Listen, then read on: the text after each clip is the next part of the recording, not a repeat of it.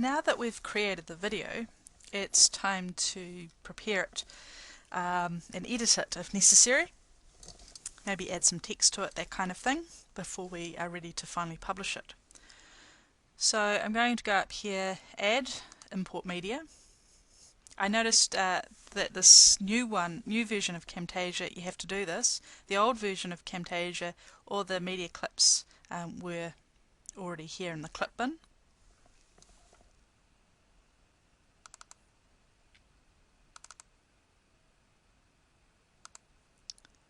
So I'm going to import one of those captures. Notice CamRec is the default Camtasia version of the video. That's not the one you actually want to be putting up onto YouTube or into LMS pages or blogs or anything like that at all. You can only see it if you've got Camtasia.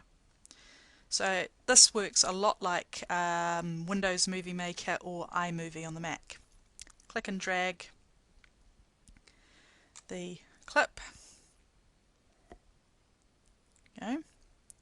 We can see we've got some preset values for Blackboard LMS pages. I will often this is all different. In the past I've often chosen this web 640 by 480. Notice, things like CD 800 by 600, all those values there are to do with screen resolution.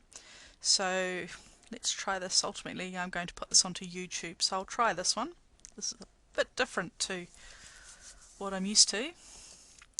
Keep aspect ratio. That means if you resize, check that, if I resize the width to 700, my height has changed in proportion to the new width. I'll just keep that 640 by 400. Camtasia has a smart focus, a zoom in, zoom out kind of thing. In the past I've kind of ignored it because it didn't entirely do what I wanted, so I'm just going to press OK at this point.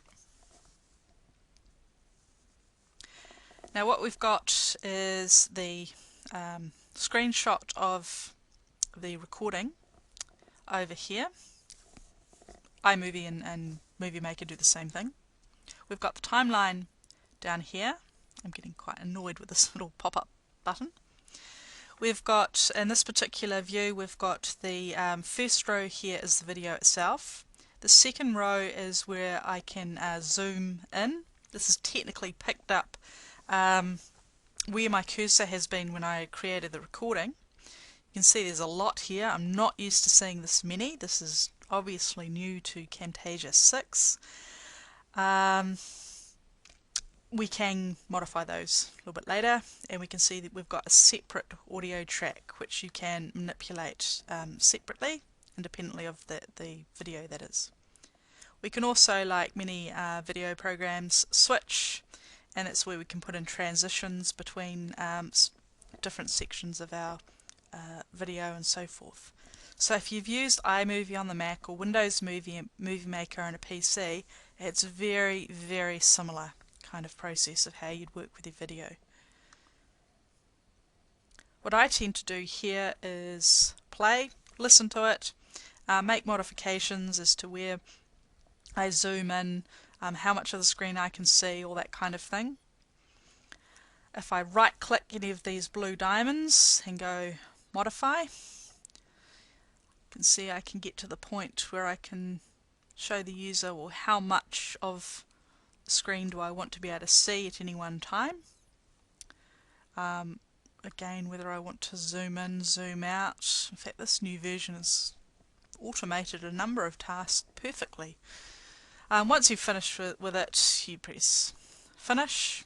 If you want to get rid of any of these, in fact you might want to do that to begin with. In fact, that's what I'll do. You can either do delete from timeline, which is one at a time, or I'm actually going to get rid of all these keyframes because there's far too many that this new version's created. Yep, that'll do.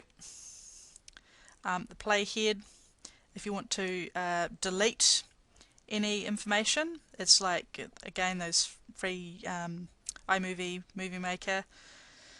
Select the start and stop playheads. Choose the scissors to cut whatever is inside it, whatever's shaded there, in order to get it down. You can see at the moment my whole video here is 15 minutes long, way too long really, but we'll see how we go. You get the general idea. You can also add things like callouts if you want to add some text. There we go. You can choose your shape. Maybe I want a bubble.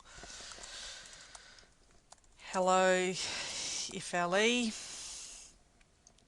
You can specify, is that going to fade in, fade out, is it going to have a drop shadow or not, is it semi-transparent or 100% solid, all that kind of thing you just play around with.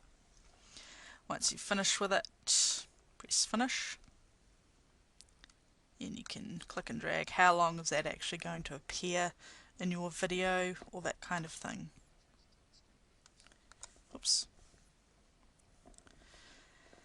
Once you've finished, you choose produce video as. It should have picked up your preset if you had one.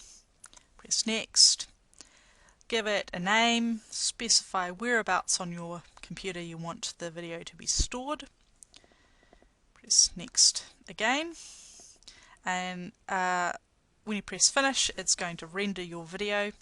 It's going to give you a format. Here I can see it's MPEG-4 video. That was my preset for a YouTube video that I can then upload